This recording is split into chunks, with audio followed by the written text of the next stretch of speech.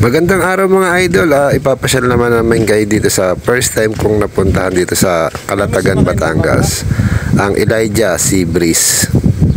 Mga idol, para hindi tayo maligaw sa pupuntahan natin, gumamit tayo ng Google Map. Ito na yung ginagamit ko, hindi na ako gumagamit ng ibang apps. Mas accurate kasi itong Google Map. Yan, i-type natin. Pagkas natin i-type, i-press natin ang start para umandar na.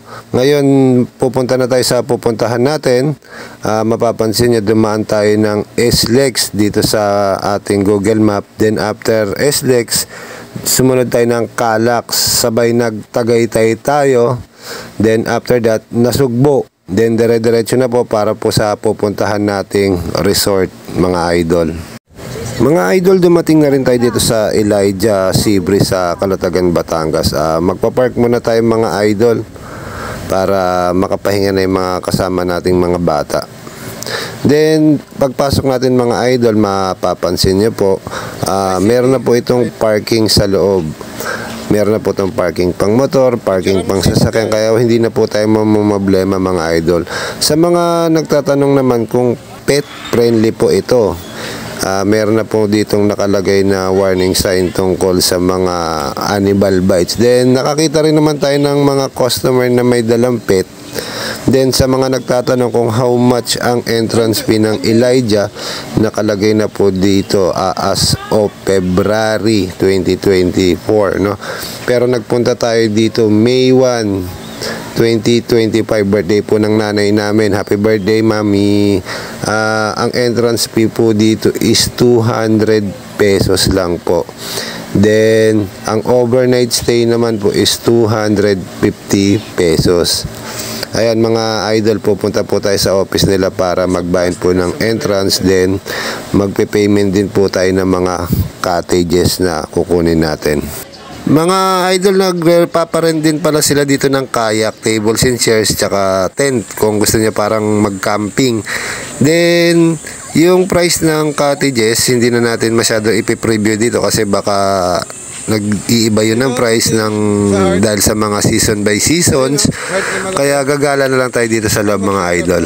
May big hearts pala dito gawa sa flower. Pwede magpa-picture yung mga couple. Then meron ditong sopa na courting heart. Then meron ditong dolphin na may fish pan sa baba mga idol. Mga idol, meron pala silang one-story villa na pinaparent. Lalo na kung marami kayong dalang gamit na mga personal belongings na ayaw nyo ilagay sa cottage, pinaparent nila tong mga rooms na ito mga idol. Yan, papakita natin yan. Parang mga row house, no? Mga idol. Para tayo nag-tripping. Sa tabi ng Rose, meron ditong kainan, idol. Ayan o, papapreview natin yan. Casa Mug, sarap yata to. Hindi ko alam kung paano bigkasin yun kasi medyo may kalayuan tayo. Then, lakad-lakad tayong konti. Makikita natin may marami pang mga bilya na pwedeng i-rent dito sa loob. Siguro itong mataas na to, idol, kung may mga event kayo, pwede nyong arkilahin yung mataas na to. Siguro mga siguro masasabi natin mga pang meeting, mga meeting type or pang Christmas party, mga nasa loob nito mga idol.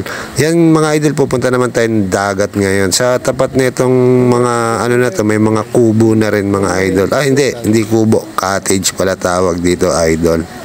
Mga idol, ito na hinihintay natin. Gusto ko makarating ng dagat mga idol. Yan, lakad-lakad tayo ng konti kasi marating natin yung dulo nito. At ito, narating na natin idol tong dagat. Ito talaga yung gusto kong puntahan dito, yung beach mismo, yung dagat. Then meron pala dito mga kayak mga idol. Sa right side naman may bakawan. Yan, tatry natin lumusong mamaya dyan idol. Then mag picture po tayo dito sa tabing dagat kasama ng mga kaibigan natin. Dito sa tabing dagat mga idol, meron pala silang mga pinaparke lang bangka. Yan mga idol, kung gusto nyo mag-ikot-ikot sa dagat. Then meron din silang mga bangkang cottage mga idol for family. Kung gusto nyo yung cottage na lumulutang sa tubig mga idol. Hindi ako nag-ano. City! City! Ano? City! Lasong! City! Hoy, iyaman na yung buhangin dyan! Ayan siya guys, si Paikya Hero. Siya ay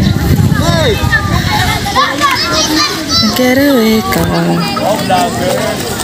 Sakto lang. Pero mamaya na maliliit na sarap talaga pagkagat eh. Sige. Siti. Dito. Uy, mag-hi ka na sa vlog mo.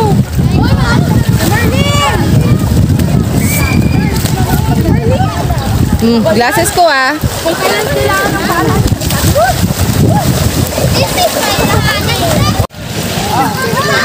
Oy, Siti, huwag ka magdala ng tsinelas. Agusin yan. Pero be, dito ka Siti harap ah. Siti dito ka harap. Dito ka harap. Wala din nakikinig. No. Yun, hindi ka talo. Doon, ang access ko naman, may pool nga. Pero putang ganito kainit, hindi ka rin masyado magdadagat eh. Kaya balik kami dyan, Jeff, ha? Magpapalit mo na ang panligo. Hi, guys. Hey, halika na. Papalit mo na ako. Hey. Hey. Jeff. May dala kayong yung lagayan ng cellphone para kapag lumablog ka sa tubig? Ganon? Hindi, yung si patanong ko. Naalala. Pero meron.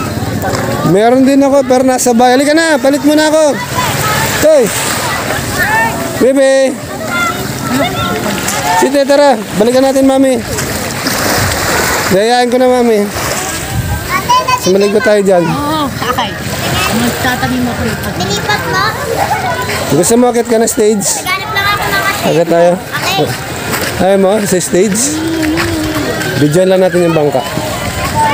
Magsombrero ka. Shades. Bebe. Sige. Hoy. Shades. Para hindi ka masilaw ba naglalakad tayo. Samahan mo muna ako. Halika. Ay! Bibidyon ko yung bangka.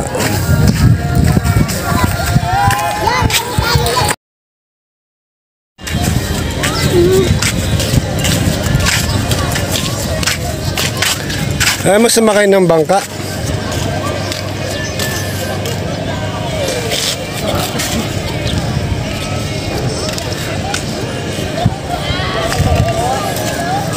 Tapos kunin mo, ay, may salbabida ba doon sa kotse? Wala. Dapat na. Di ba may salbabida tayo sa bahay? Kila nanay mameng?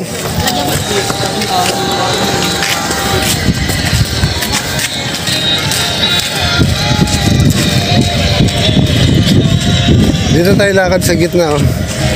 Tayo papunta dun sa cottage natin.